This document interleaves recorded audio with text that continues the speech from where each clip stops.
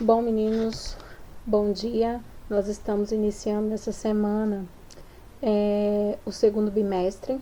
Então, eu preparei para vocês, uma nova aula sobre esse tema muito importante da geografia, que é conhecida dentro da geografia como geografia da indústria.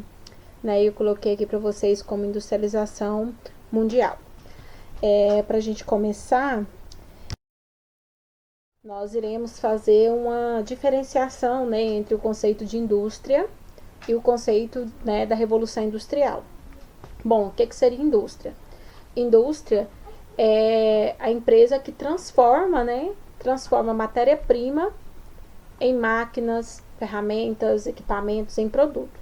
Então, indústria é isso, é essa transformação da matéria-prima em um produto final. Já a Revolução Industrial foi um processo que começou na Europa, no século XVIII, mais precisamente na Inglaterra, com a criação, com a invenção da máquina a vapor. E ela se caracterizou pela transformação de matérias-primas em produtos acabados, com a utilização intensa de máquinas. E qual a principal diferença da Revolução Industrial para o conceito de indústria? Essa divisão do trabalho, essa produção em larga escala, certo? Na verdade, não é nem uma diferenciação, digamos que os dois conceitos se complementam, certo, meninos? O próximo slide, eu quero falar com vocês.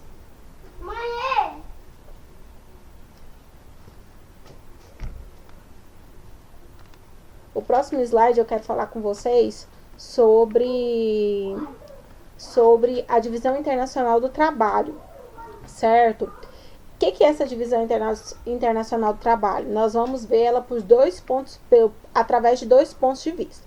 O primeiro ponto de vista é aquela relação entre o trabalhador e o empregador, certo, meninos? O trabalhador, ele é trabalhador porque a única coisa que ele tem a oferecer nesse processo é a sua mão de obra. Por quê? Porque o trabalhador, ele não possui os meios de produção, que seria, o que a gente classifica como meios de produção? Máquinas, equipamentos, terra, tudo que eu utilizo para produzir algo é um meio de produção. Então, o trabalhador, ele é destituído, ou seja, ele não tem acesso aos meios de produção. Ele entra nessa relação somente com a sua força de trabalho. Por entrar somente com essa força de trabalho, ele recebe menos, por todo o seu trabalho prestado. E o empregador? O empregador, ele só é empregador porque ele tem acesso, ele é o dono dos meios de produção. Uma hora a gente entra nessa questão da onde que o empregador ele virou empregador, como que surgiu essa questão dentro do capitalismo, mas não é esse o momento. Então, o trabalhador é dono da sua força de trabalho e o empregador é dono dos meios de produção, certo? E isso faz com que ocorra uma desigualdade. Essa desigualdade no trabalho, ela gera uma desigualdade econômica, porque o trabalhador ganha X e o empregador ganha X. Ela gera uma desigualdade econômica, uma desigualdade social, uma desigualdade urbana, uma desigualdade regional. Então, digamos que a origem de todo o processo de desigualdade está justamente na divisão internacional do trabalho, entre trabalhador e empregador. Bom, coloquei para vocês no próximo slide um slide explicativo, do ponto de vista entre a divisão internacional do trabalho entre os países desenvolvidos, que seriam hoje os países do norte, se a gente for olhar para a nova regionalização. Então, os países do norte, acima da linha do Equador, são países ricos, então são os países desenvolvidos, e do outro lado nós temos os países subdesenvolvidos. Aí nós temos nesse slide uma divisão internacional do trabalho, clássica, e a nova divisão internacional do trabalho da atualidade. Na clássica, nós vemos os países desenvolvidos, eles enviar produtos industrializados, capitais, empréstimos e investimentos, pouco investimentos para os países subdesenvolvidos, E os subdesenvolvidos, como não tem indústria, em sua maioria, eles enviam apenas produtos primários, matérias-primas e alimentos. E aí começa o problema. Por quê? Porque todo produto industrializado tem uma agregação de valor, ele é mais caro, enquanto que alimento e matéria-prima é mais barato.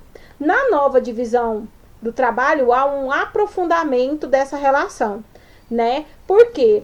Porque com o advento das novas tecnologias, esses produtos industrializados, eles se tornam cada vez mais caros. E os países subdesenvolvidos, muitos até hoje não conseguiram se industrializar. Nós temos vários exemplos de países africanos que não passaram por nenhuma etapa da Revolução Industrial, certo? Então, aqui tá os exemplos, depois vocês dão uma olhada. Nós temos a Revolução Industrial, tem 3 fases, certo? E eu coloquei esse quadro explicativo para vocês da primeira, segunda e terceira Revolução Industrial.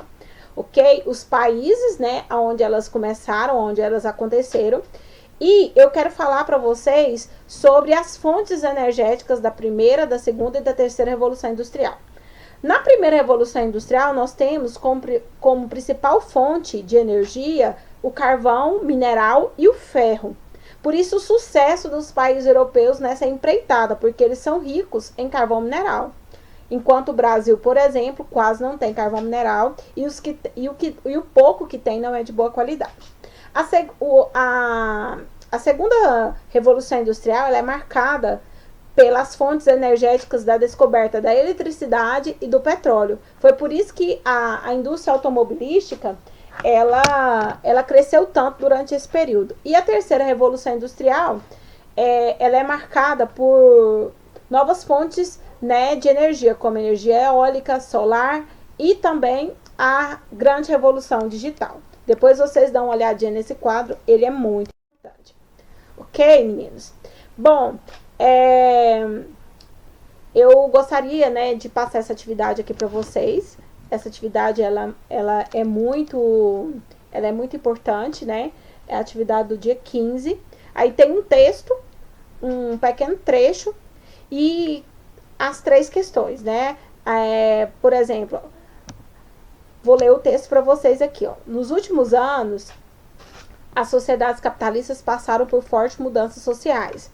A produção industrial foi reestruturada pela microeletrônica e pela robótica, alterando a relação do trabalhador com o tempo de produção, isto é, com a intensidade do trabalho.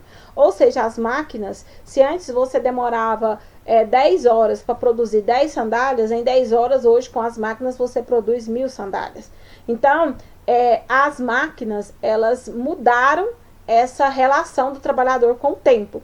Acontece, né, que esse trabalhador hoje, ele não consegue mais fazer, ele não é responsável por todas as etapas de produção desse produto. Ele participa apenas de uma etapa da produção desse produto. Digamos que ele é um trabalhador especializado. E por ser especializado, ele ganha menos. Por quê? Porque se agora ele não faz todo o produto, ele só faz uma parte, então ele vai receber apenas por essa parte do trabalho, né? E aí eu faço 3 questões para vocês. Eu pergunto 3 questões para vocês. As características descritas do texto acima pertencem a qual das etapas, né, da Revolução Industrial? Primeira, segunda ou terceira etapa? Tem como você saber aí pelas dicas que eu dei. B, explica o trecho sublinhado.